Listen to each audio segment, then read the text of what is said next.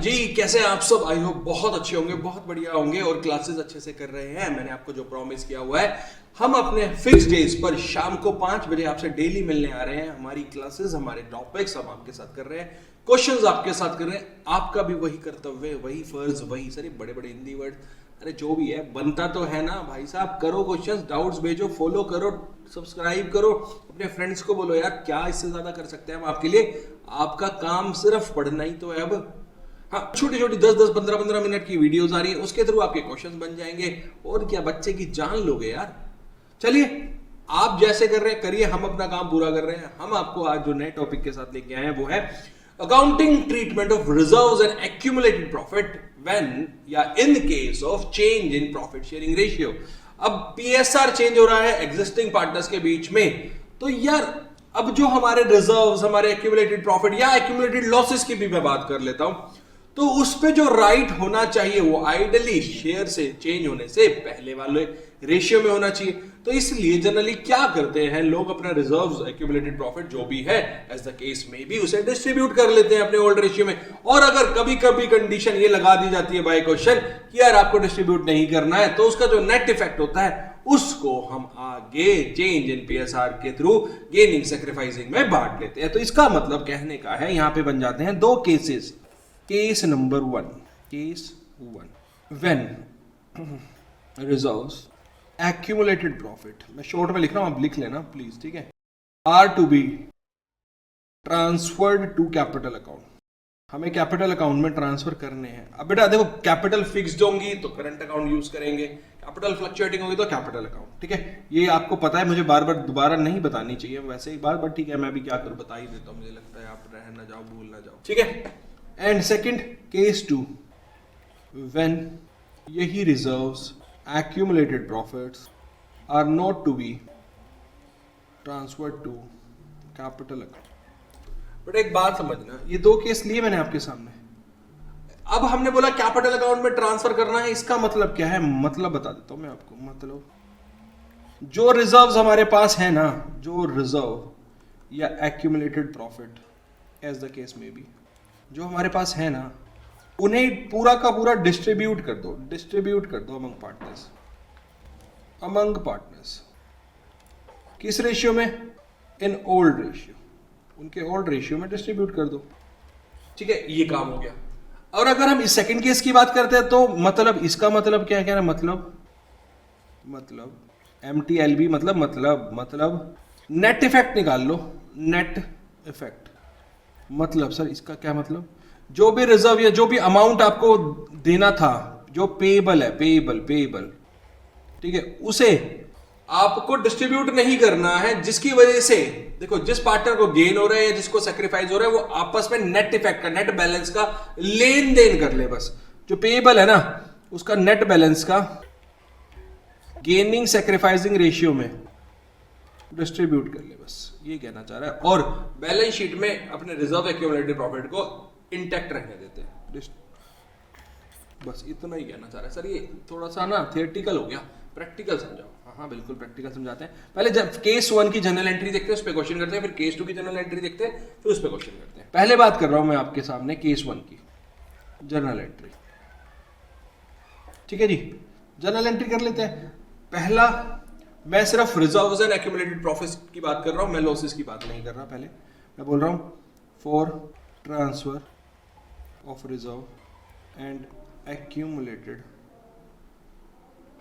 profits, ठीक है। तो बेटा जितने भी हमारे रिजर्व्स हैं, रिजर्व्स अकाउंट डेबिट, जो भी हमारा accumulated प्रॉफिट एंड लॉस है, profit and loss account debit. So इन दोनों रिजर्व्स का ट्रीटमेंट अलग होगा। एक वीडियो आपके लिए स्पेशल इन दोनों रिजर्व्स पे रहेगी, सेपरेट वीडियो, जो नेक्स्ट वीडियो ही होने वाली है आपके लिए, जिसमें हम इन दोनों रिजर्व्स की बात करेंगे, ठीक है। दोनों को ट्रीट कैसे करना है, कब करना है, कैसे करना है, सारे केसेस इसमें बात करेंगे, ठीक है। तो अब ये हो गया। अगर मैं नॉर्मली अज्यूम करके चलता हूं, अभी के लिए नॉर्मल रिजर्व्स हैं और इन्हें डिस्ट्रीब्यूट करना है, तो टू ओल्ड पार्टनर्स, कैपिटल या current account as the case में be, capital current account in old ratio, क्योंकि इस पे तो पुराने पार्टनर्स का ही पुराने रेशियो में राइट रहा होगा। ठीक है, एक तो ये हो गया जब हमने बात की कि हमने रिजर्व और एक्यूमुलेटेड प्रॉफिट को ट्रांसफर कर दिया। अब हम बात करते हैं अगर हमारे एक्यूमुलेटेड लॉसेज हैं for transfer of accumulated losses, ठीक है जी, तो क्या करेंगे? तो बेटा जो भी हमारे लॉसेज है वो भी हम रिकवर करेंगे अपने पार्टनर से ही। तो एंट्री हो जाएगी ओल्ड पार्टनर्स कैपिटल या current account to PNL account, यानी पीएनएल का जो डेबिट बैलेंस होता है, टू डेफर्ड रेवेन्यू एक्सपेंडिचर्स भी हमारे एक तरीके से वही है, ठीक है, डेफर्ड रेवेन्यू एक्सपेंडिचर। जैसे हम एडवर्टीजमेंट सस्पेंस की बात करके चलते हैं, एक्सपेंडिचर, ठीक है, इन ओल्ड रेशियो। यहाँ तक कोई प्रॉब्लम नहीं सर, यहाँ तक कोई प्रॉब्लम नहीं है। तो सर एक क्वेश्चन से समझा दो। हाँ जी प्लीज, ये क्वेश्चन समझ लेते हैं। क्वेश्चन कह रहा है X Y and Z partners हैं, रेशियो है 4:3:2। From 1st April 2024 they decided PSR to share in equal ratio। अब नया रेशियो ये हो गया, ठीक है, अब कोई दिक्कत नहीं है। इस दिन हमारे बैलेंस शीट दे दी, कह रहा है ऑन दैट डेट, कुछ बैलेंस शीट दे रखे हैं, on that date books showed the following. क्या क्या गिवन है आइए चेक कर लेते हैं। कह रहा है पीएनएल क्रेडिट बैलेंस कितना अमाउंट दे रखा है हमें, 1,20,000। जनरल रिजर्व दे रखा है हमें 45,000। वर्कमैन कंपनसेशन रिजर्व, मैं इसे WCR लिख देता हूं यहाँ पे, 60,000।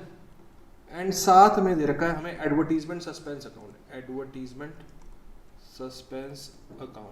90,000। आई बात समझ में? कह रहा है पास जर्नल एंट्री करने के लिए बोल रहा है आपको, और मुझे नहीं लगता आपको कोई प्रॉब्लम आएगी इन जर्नल एंट्रीज में, फिर भी हम कर लेते हैं। आई बात समझ में? चलो बात करते हैं। सबसे पहले पीएनएल का क्रेडिट बैलेंस है, डिस्ट्रीब्यूट करना है, कैपिटल हो जाएगी क्रेडिट, जनरल रिजर्व कर देंगे सेम वे में, WCR कर देंगे, क्योंकि इसके अगेंस्ट अभी कोई बात ही नहीं कि एक रिजर्व की तरह इसको आपको दिया हुआ है। तो ये तीनों पहले डिस्ट्रीब्यूट कर देंगे, और एडवर्टीजमेंट सस्पेंस के लिए हमें रिकवरी करनी है, तो 2 जनरल एंट्री पास कर लेते हैं। आइए, सो पीएनएल अकाउंट हो जाएगा डेबिट, जनरल रिजर्व अकाउंट हो जाएगा डेबिट, WCR अकाउंट हो जाएगा डेबिट, क्योंकि हम इसको अभी तक नॉर्मल एक रिजर्व की तरह लेके चल रहे हैं, और तीनों की पार्टनर्स कैपिटल हो जाएंगी क्रेडिट। रेशियो है 4:3:2, तो 4/9, 3/9 एंड 2/9। तो ये इस तरीके से कुछ डिस्ट्रीब्यूशन हो जाएगा। हमने क्या बोला, हमने ट्रांसफर कर दिए undistributed profits and reserve. Second entry जो है अभी मेरे एडवर्टीजमेंट सस्पेंस की, उसको भी मुझे करना है। तो उस केस में एक्स की कैपिटल हो जाएगी debit, X capital account debit, capital account debit, Y's capital account debit, Z's capital account debit, to advertisement suspense account. Amount हमारे पास कितना है, 90,000 है, 4:3:2 में जाएगा तो 40, 30 एंड 20,000। तो यहां पे हमने अपने एक्यूमुलेटेड लॉसेस को या फिर डेफर्ड रेवेन्यू एक्सपेंडिचर को भी डिस्ट्रीब्यूट कर लिया। आई बात समझ में? हाँ जी सर, बात तो समझ आ गई है, यहाँ पे कोई प्रॉब्लम है ही नहीं हमें। तो चले फिर आगे, अब केस नंबर 2 को देख लेते हैं। केस नंबर 2 कैसे करना है? केस नंबर 2 के लिए क्वेश्चन ले लेते हैं। केस नंबर 2, केस 2, ठीक है। पहले जनरल एंट्री की बात कर रहे थे, तो जनरल एंट्री बता देता हूं आपको। मैंने आपको बताया था गेनिंग एंड सेक्रीफाइसिंग वाला काम, तो जनरल एंट्री हो जाती है उस केस में, जनरल एंट्री। बेटा एक बात बताओ, जो गेन कर रहा होगा उसको कुछ अमाउंट देना पड़ेगा, जो सेक्रीफाइस कर रहा होगा उसको अमाउंट मिलेगा। तो जिसको मिलेगा उसकी कैपिटल हो जाएगी क्रेडिट, जो देगा उसकी कैपिटल हो जाएगी डेबिट। तो gaining partners capital account debit to sacrificing partners capital account, gaining partners capital account debit to sacrificing partners capital account. This will be the general entry. अब एक क्वेश्चन से समझते हैं, उसके बाद आपको थोड़ी अंडरस्टैंडिंग बेटर हो पाएगी। एक क्वेश्चन ले रहा हूं मैं आपके लिए, कह रहे ABC पार्टनर है, रेशियो दे रखा 2:3:4। इन्होंने PSR कर लिया है चेंज, तो न्यू रेशियो जो हो जाएगा वो बोला है हो जाएगा 4:3:2, ठीक है। They also decided to record the effect of the following without affecting their book values. तो जो आइटम्स है ना, अभी जो हम आइटम्स की बात करेंगे, इनका सिर्फ इफेक्ट देना है, ठीक है। बुक वैल्यू सेम रखनी है, बुक वैल्यू बैलेंस शीट पे सेम रही, यानी बैलेंस शीट में से नहीं हटाना। और आइटम्स क्या क्या दे रखे हैं, जनरल रिजर्व दे रखा है हमें 40,000 रुपीज का। पीएनएल अकाउंट दे रखा है हमें, यानी कुछ डेबिट क्रेडिट नहीं लिखा तो प्रॉफिट है 20,000 रुपीज का। एंड एडवर्टीजमेंट सस्पेंस अकाउंट है हमारे पास 15,000 रुपीज। तो जर्नल एंट्री पूछ रहा है क्या होगी, जर्नल एंट्री। बेटा एक बात बताओ, नेट इफेक्ट मैंने आपको बोला था ना, नेट इफेक्ट का कंट्रीब्यूशन आपको दिखाना होता है, तो हम सॉल्यूशन में नेट इफेक्ट निकाल लेते हैं, कैलकुलेशन ऑफ नेट इफेक्ट। ठीक है, वो है कितना, देखो जनरल रिजर्व हमारा पॉजिटिव बैलेंस 40,000, पीएनएल हमारा पॉजिटिव बैलेंस है तो ऐड हो जाएगा 20,000, और एडवर्टीजमेंट अकाउंट मेरा नेगेटिव बैलेंस है, एडवर्टीजमेंट सस्पेंस अकाउंट 15,000। तो इसका जो नेट इम्पैक्ट आ रहा है वो आ रहा है 45,000 रुपीज। कितना आ रहा है, 45,000। क्या आया मेरा नेट इफेक्ट। अब जो भी इम्पैक्ट आएगा वो आपको इस 45,000 पे देना है। अब हमें निकालना पड़ेगा गेनिंग और sacrificing ratio, calculation of sacrifice और गेन। बेटा ए के केस में अगर हम बात करते हैं, देखो तो 2/9 उसका ओल्ड रेशियो था, यस और नो, और अब जो न्यू रेशियो है वो 4/9 है। बी की अगर बात करते हैं 3/9 था, अब हो जाएगा 3/9 अभी भी। एंड जो सी की बात कर रहे हैं वो 4/9 माइनस जो अब है वो 2/9। तो बेटा इसका तो जीरो इम्पैक्ट है, ये न्यूट्रल है। तो एक गेन कर रहा है, एक सेक्रीफाइस, वो भी इक्वल। तो निकल के आ रहा है 2/9, यहाँ पे हो रहा है गेन क्योंकि ये नेगेटिव आ रहा है, और ये 2/9 यहाँ हो रहा है सेक्रीफाइस क्योंकि ये पॉजिटिव आ रहा है। तो जनरल एंट्री क्या हो जाएगी, जो गेन कर रहा है उसकी कैपिटल कर देंगे debit, A is capital account debit to B is capital account, sorry C is capital account, C is capital account.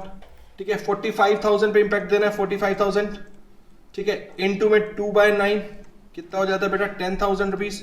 तो 10,000 रुपीज से ये जनरल एंट्री हो जाएगी। आई बात समझ में। तो हमने क्या कर दिया, एडजस्टमेंट कर दी of reserves, accumulated profits without changing book value, book value को चेंज नहीं किया। आई बात समझ में।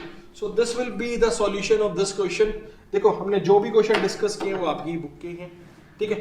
तो अब आपको ये सारे क्वेश्चन बनाने हैं और जो भी डाउट आएगा वो आप हमसे पूछ सकते हैं, पहली बात। दूसरी बात जो अब हम इसके बाद डिस्कस करेंगे नेक्स्ट क्लास में वो होगा treatment of WCR and IFR।